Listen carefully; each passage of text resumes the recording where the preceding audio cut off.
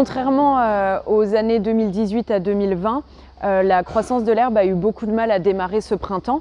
Depuis une quinzaine de jours, et notamment grâce tout de même aux pluies abondantes, on a un vrai pic de pousse de l'herbe avec une vraie dynamique.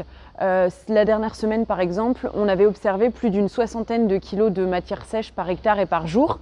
À noter tout de même que globalement, les pousses de l'herbe ont été très hétérogènes suivant les parcelles.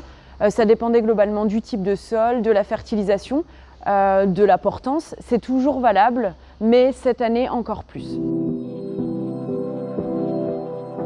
Dans les Vosges, il y a certains secteurs, notamment en plaine, qui ont pu réaliser des fauches précoces. Dès le week-end du 9 mai, en fait, on a eu de belles températures, un soleil qui permettait de faucher.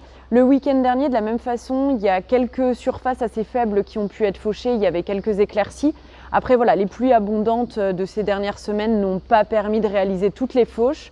À noter qu'en montagne, les dactyles et les fétuques ont déjà commencé à épier. Donc, dès que les températures et surtout le soleil vont revenir d'ici la fin de semaine, il ne faut pas hésiter à les faucher. Le gel et le froid ont entraîné un retard de pousse de l'herbe, comme je le disais précédemment.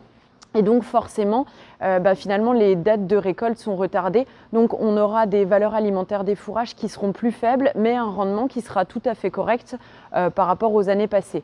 À noter que certains éleveurs peuvent s'inquiéter et comparer cette année à 2016. 2016 était une année vraiment très atypique, avec encore plus d'eau et des fourrages qui ont été récoltés dans des conditions sanitaires compliquées. Cette année, voilà, on aura des rendements qui seront plutôt bons et des valeurs alimentaires un peu plus faibles que les années passées. C'est donc une année qui est en fait encore atypique et ça montre que l'herbe, ça se pilote toujours au jour le jour.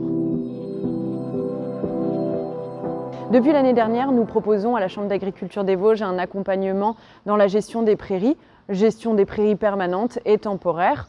Les éleveurs que nous les accompagnons sur les questions de fertilisation, de gestion du pâturage, de choix des espèces à implanter dans leurs prairies temporaires. Aujourd'hui, une quinzaine d'éleveurs environ nous font confiance et nous les accompagnons au quotidien pour améliorer leur autonomie fourragère.